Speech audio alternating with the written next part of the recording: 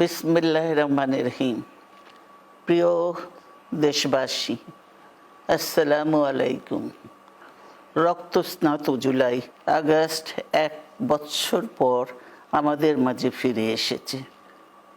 দীর্ঘ 16 বছর ফ্যাসিস্টদের নির্মম অত্যাচার, নির্যাতন, গ্রেফতার, হত্যা, খুনের মাধ্যমে গণতন্ত্রকে ধ্বংস করে এবং এক দলীয় শাসন ব্যবস্থা চিরস্থায়ী করতে চেয়েছিল আওয়ামী শাসক গোষ্ঠী। ছাত্র জনতার সম্মিলিত অভ্যুত্থানের মধ্যে দিয়ে ফ্যাসিবাদদের পতন ঘটেছে। সুযোগ সৃষ্টি হয়েছে নতুন করে বাংলাদেশকে গড়বার। এই আন্দোলনে যারা শহীদ হয়েছেন তাদের জানাচ্ছি আন্তরিক শ্রদ্ধা, আহতদের সমবেদনা। তাদের এই আত্মত্যাগ জাতি চিরকাল মনে রাখবে। গুম, খুন, বিচার বহির্ভূত হত্যার শিকার যারা হয়েছেন তাদের তালিকা প্রস্তুত করতে হবে।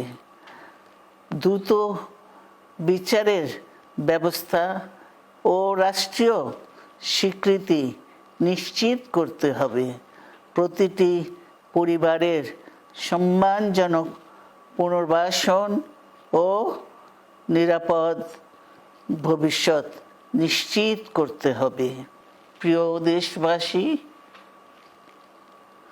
আমাদের সামনে যে সুযোগ সৃষ্টি হয়েছে নতুন করে গণতান্ত্রিক ব্যবস্থাকে প্রাতিষ্ঠানিক রূপ দেওয়ার, তা আমাদের দ্রুত সম্পন্ন করতে হবে। কর্মসংস্থান সৃষ্টি করতে হবে, জনগণের নিরাপত্তা নিশ্চিত করতে হবে।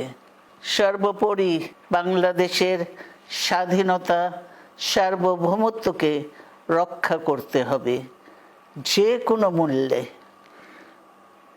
বীরের এই রক্তস্রোত, মায়ের অশ্রুধারা যেন বৃথা না যায় তা নিশ্চিত করতে হবে। ঐক্য বজায় রাখতে হবে। আসুন আমরা সবাই মিলে শহীদ জিয়ার স্বপ্নকে বাস্তবায়িত করি কোটি মানুষের নতুন বাংলাদেশের নির্মাণের স্বপ্নকে। আল্লাহ হাফেজ। বাংলাদেশ জিন্দাবাদ।